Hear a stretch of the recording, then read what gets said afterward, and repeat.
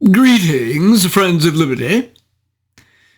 For all of us who contemplate the enormous value that our civilization has conferred upon humanity, from the glories of Shakespeare, Chaucer, and even Molière, to the delightful melodies of that composer from Salzburg, the genial extravagances of Renaissance Italy, the revolutionary discoveries of Copernicus and Newton, and onward to those in your own, more modern times, the soaring chords of Rachmaninoff and melodies of Chopin, the lush and detailed landscapes of John Constable, the path-breaking discoveries of Darwin, Mendel, and Einstein, to the monumental collective achievements of the very cities of London, New York, and even Paris, and finally to the technical marvels of the Golden Gate Bridge, nuclear energy, and genetic engineering.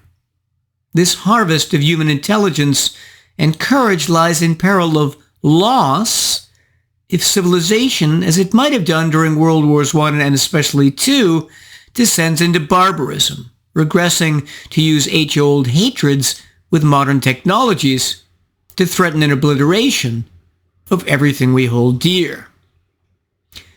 An urgent and overwhelming necessity, then, for anyone understanding the value of history as a discipline in helping explain precisely why civilizations can retreat and even destroy themselves is to discover why these specific episodes of regression, as they appear throughout the West in the latter half of the 19th and first half of the 20th century, occurred.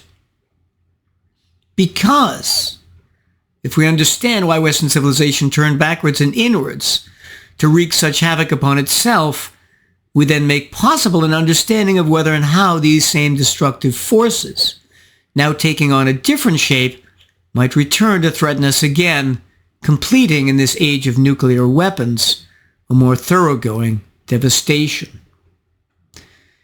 It is with this goal of understanding what went wrong for a century in Western civilization, a civilization that emerged from its enlightenment with such unparalleled power and optimism, that our author, a champion of freedom and free market economics in the 20th century, the dean of the Austrian School of Economics, Ludwig von Mises, wrote his book Omnipotent Government in 1944.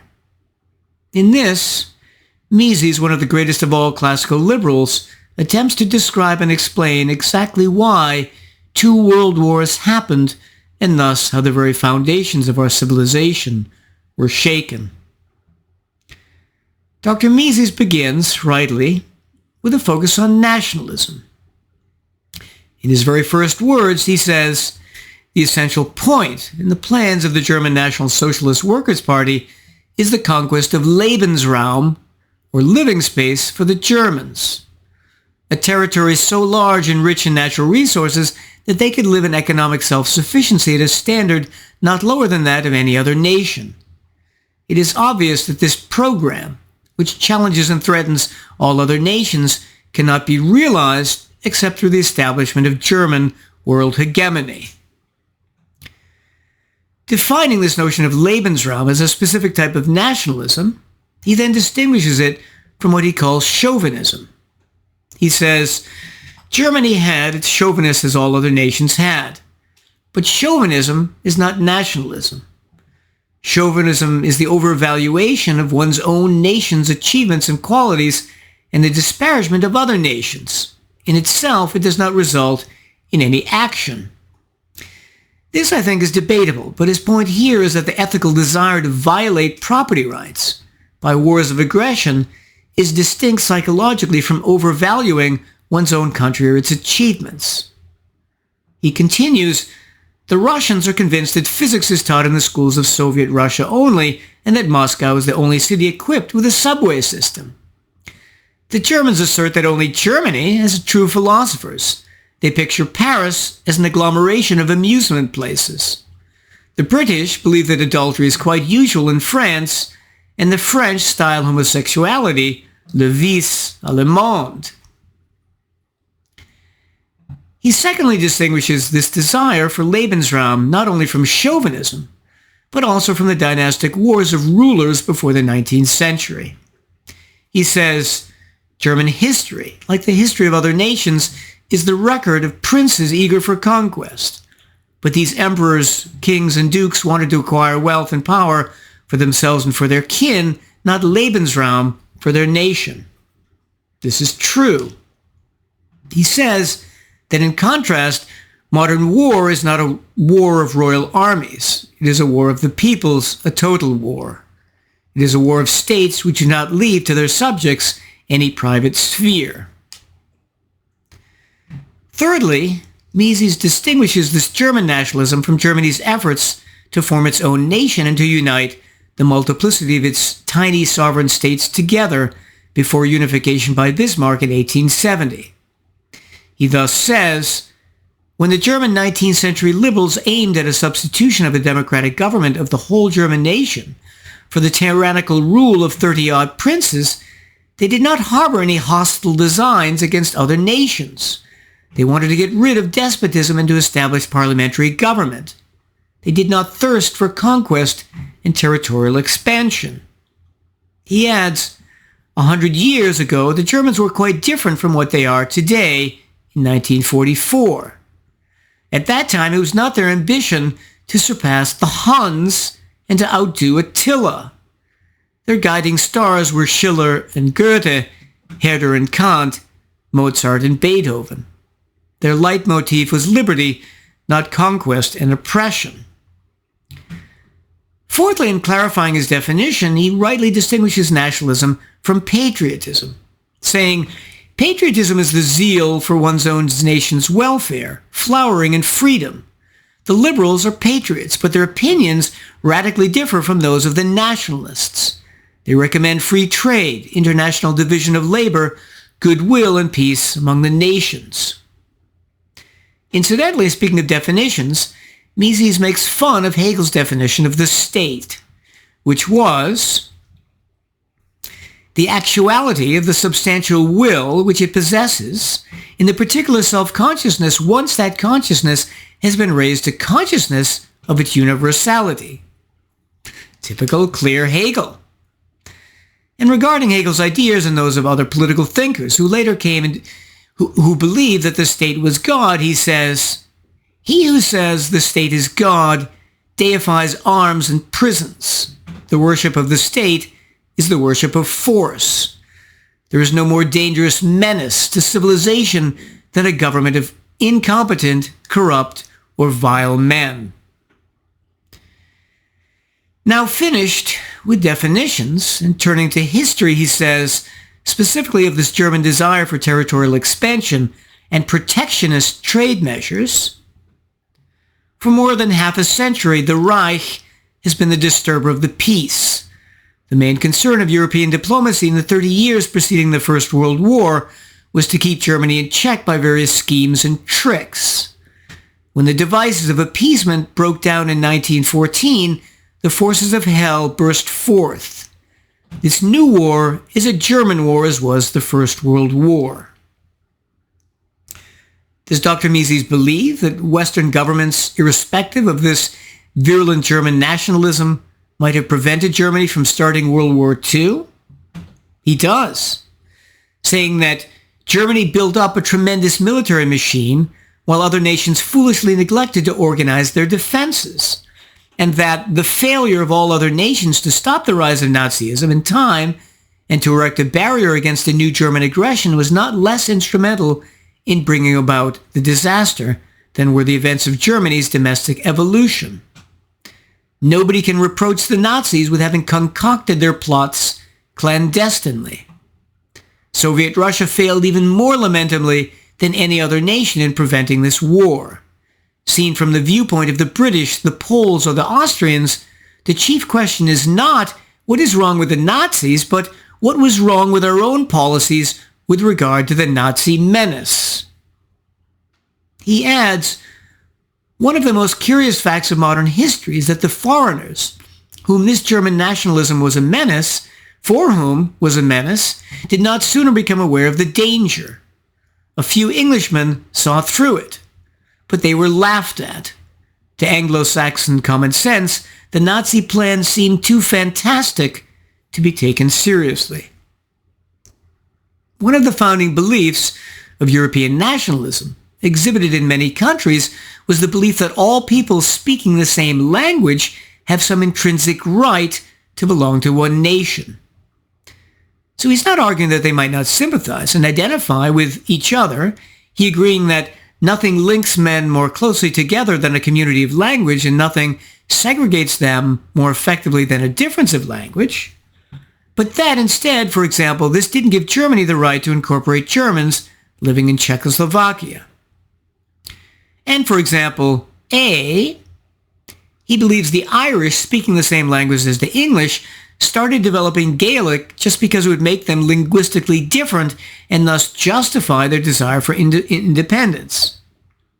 Similarly, the Zionists want to create an independent state composed of those professing the Jewish religion.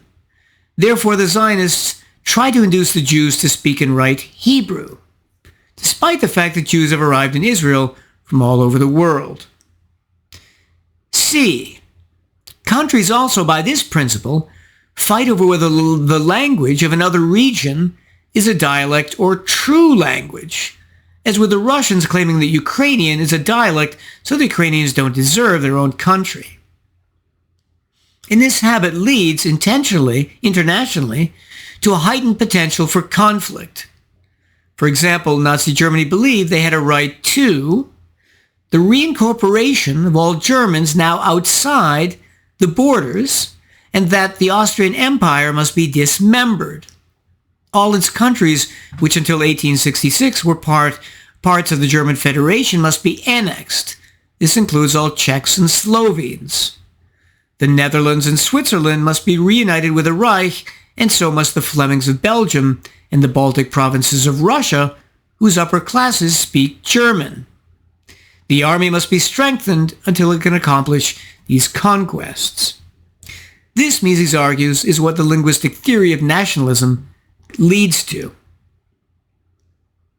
Of course, many other types of rationalizations, besides that someone speaks the same language as you do, were used by nationalists as excuses for taking over regions or countries, one notorious Nazi one being their alleged Aryan race. Of this, Mises says, the Nazis continually speak of race and racial purity, but it is useless to search their policies for racial considerations. They consider, with the exception of Jews and the offspring of Jews, all white men speaking German as Aryans. They do not discriminate among them according to bodily features. They were allied with the Italians, whom their racial doctrines depicted as a mongrel race, and with the yellow-skinned, dark-haired Japanese Mongols. On the other hand, they despise the Scandinavian Nordics, who do not sympathize with their own plans for world supremacy. The Nazis call themselves anti-Semites, but they aid the Arab tribes in their fight against the British, whom they themselves consider as Nordic. So he's pointing out again and again the utter inanity and self-deceptiveness of Nazi reasoning. Dr. Mises argues without any hesitation that anti-Semitism was one of the major causes of World War II. He says, the present war would never have originated but for anti-Semitism. Only anti-Semitism made it possible for the Nazis to restore the German people's faith in the invincibility of its armed forces, and thus to drive Germany again into the policy of aggression and the struggle for hegemony. Only the anti-Semitic entanglement of a good deal of French public opinion prevented France from stopping Hitler when he could still be stopped without war. And it was anti-Semitism that helped the German armies find in every European country men ready to open the doors to them. Mankind has paid a high price indeed for anti-Semitism. Historically, Dr. Mises believes that both the bad ideas that started being imported into Germany, such as these racial theories, and the good ideas of the Enlightenment that came from British theorists such as Locke and French such as Voltaire, came from outside Germany. Of the good ideas that entered in the beginning of the 19th century, he says, the German people, accustomed to obey blindly the God-given authority of the princes, heard for the first time the words liberty, self-determination, rights of man, parliament, constitution. But it all took a turn in the wrong direction. He says it was the fate of Germany that before this triumph of liberalism could be achieved, liberalism and liberal ideas were overthrown, not only in Germany but everywhere, by other ideas which again penetrated into Germany from the West. Saint-Simon, Owen, Fourier, Pecure, Sismondi, Auguste Comte laid its foundation. From England penetrated the ideas of Carlyle, Ruskin, and the Fabians. From France, solidarism. Interestingly, he believes that no German has contributed anything to the elaboration of the great system of liberal thought which has transformed the structure of society. The philosophers, economists, and sociologists thought and wrote English or French. In the 19th century struggle to transform Germany from an authoritarian into a liberal country, Mises places great emphasis on who controlled and held the loyalty of the Prussian army. He says, what was needed in order to safeguard the political system of Prussia, with its royal absolutism exercised by the Junkers, was an army of men ready to fight without asking questions against everybody whom their commanders ordered them to attack. This army, not an army of the parliament or of the people, would have the task of defeating any revolutionary movement within Prussia. In the end, the Prussian monarchy won this struggle, and the army was an instrument which the Kaiser could trust. Tactful persons were judicious enough not to point out explicitly that this army was ready to be used against a potential domestic foe. But to William II, such inhibitions were strange. He openly told his recruits that it was their duty to fire upon their fathers, mothers, brothers, or sisters if he ordered them to do so. And what were the Prussian monarchs so afraid of? Of suffering the same fate as Louis XVI. He quotes William I, King of Prussia, as saying to Chancellor Bismarck in 1862, "I see exactly how all this will turn out. Right here in this opera square on which these windows look, they will behead first you and a little later me too." Turning next to economics, Mises says, the most important event in the history of the last 100 years is the displacement of liberalism by socialism and intervention. And partly once central planning is enacted, it incentivizes its own continuance. Since, if industrial investments have been started, it is necessary to cling to the undertaking until it is achieved. This necessarily implies that the personnel of the government cannot be easily disposed of. Those who made the plan must execute it. Regarding the economic self-sufficiency, called autarky, that the German regimes desired, he argues that while this was possible for Russia, given its enormous range of natural resources and large size, it was impossible for Germany, given its lack of these and also its concentration on industry, which meant that it needed to import vast quantities of various items from other countries.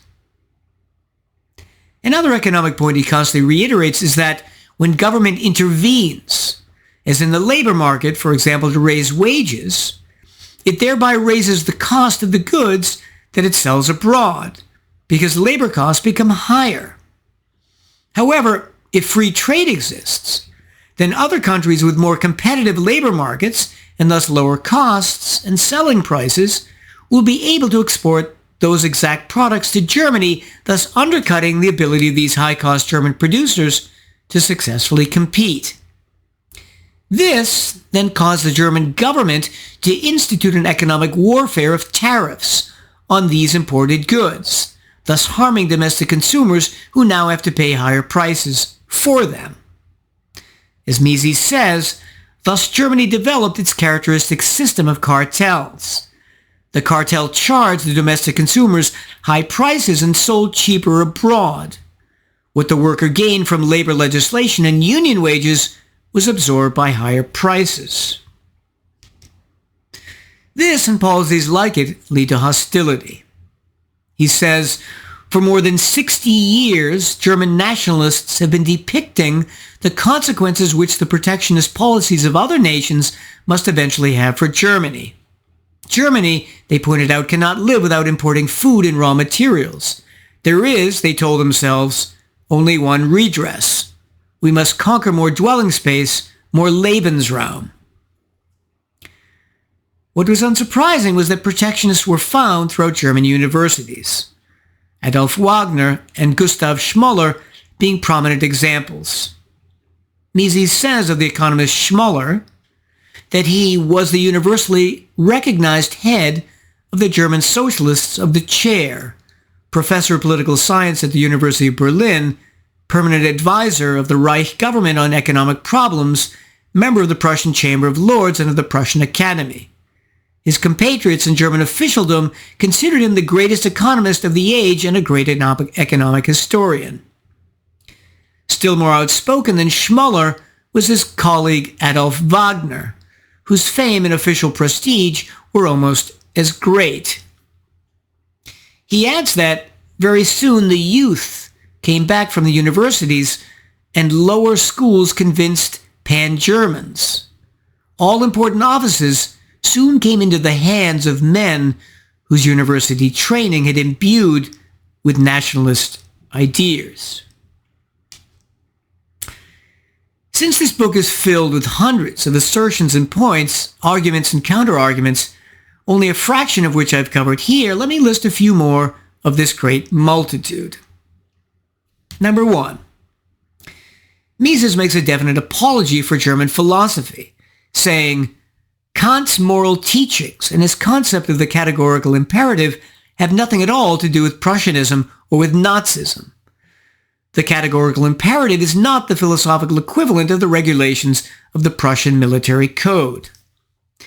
He adds that, as late as 1764, no less a man than Voltaire could blithely say, to be a good patriot means to wish that one's own community shall acquire riches through trade and power through its arms.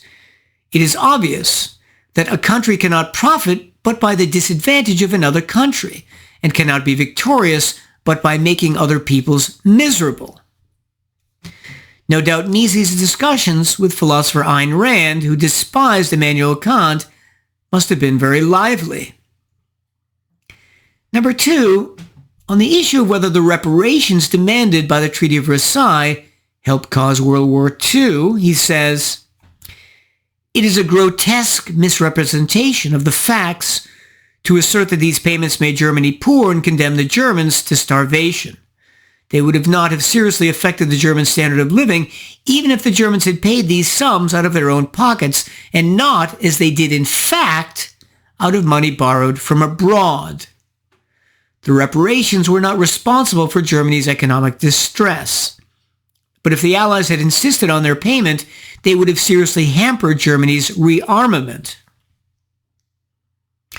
Number 3, he argues for the great value of British imperialism, saying that while the marvelous achievements of the British administration in India were overshadowed by the vain arrogance and stupid race pride of the white man, but for the English, there would be no India today, only a conglomeration of tyrannically misruled petty principalities fighting each other on various pretexts. There would be anarchy, famines, epidemics. And regarding Gandhi, he says, Mahatma Gandhi expresses a loathing for the devices of the petty West and of devilish capitalism, but he travels by railroad or by motor car, and when ill goes for treatment to a hospital equipped with the most refined instruments of Western surgery. Number 4. Likewise, he notes how idiotic Marxists were with regard to imperialism, saying, it is a Marxian invention. The 19th century colonial expansion of the European powers was engendered by the economic interests of the pressure groups of finance and business. So, for example, in the case of Italy, the Italian government did not conquer Tripoli on behalf of the Banco di Roma. The bank went to Tripoli because the government wanted it to pave the way for conquest. Number 5. In addition, he notes also how wrong the Marxists were in that the enormous transfer of capital from Western Europe to the rest of the world was one of the outstanding events of the age of capitalism. It has developed natural resources in the remotest areas. Number 6. In speaking of the macaronis and their form of fascism, he distinguishes, as some modern political philosophers such as A. James Gregor do, between the Italian fascists who were relatively mild and the German and other fascists who set a very high bar for brutality. Number 7. And finally, looking ahead to the post-war world, he believed in 1944 that it is even very doubtful whether it would be of any value at all to conclude a formal peace treaty with Germany after its defeat. That's true. The Allies, of course, demanded unconditional surrender. And understandable given the destruction World War II wrought, he says, Germany, Italy, and Japan must be totally disarmed. They must be deprived of the right to maintain armies, navies, or air fleets. A small police force armed with rifles only can be permitted to them. In conclusion, this book, which I would give an AA-, remains, despite being almost 80 years old, a magnificent and highly readable example of the power of classical liberalism to both explain the world and provoke us to research an even deeper understanding. Incidentally, for anyone interested in discovering a historian with much the same approach, I would recommend the book Germany's Aims in the First World War by revolutionary German historian Fritz Fischer. Fischer argues the continuity thesis, the idea that German aims in both world wars were really very similar, to which Mises would have agreed. If Mises and Fischer are right, then the belief by some historians that World War I never would have happened, apart from the lone assassination of a Serbian archduke, very much misunderstands the inevitability of one or more 20th century European wars. I should also add, however, that even with regard to the understanding of Dr. Mises and Fischer, the most important question is actually whether there wasn't even a deeper cause that caused or contributed to causing the rise of the ideology of German nationalism. On that note of historical intrigue, I wish you all a very Merry Christmas and remain the Scarlet Pimpernel.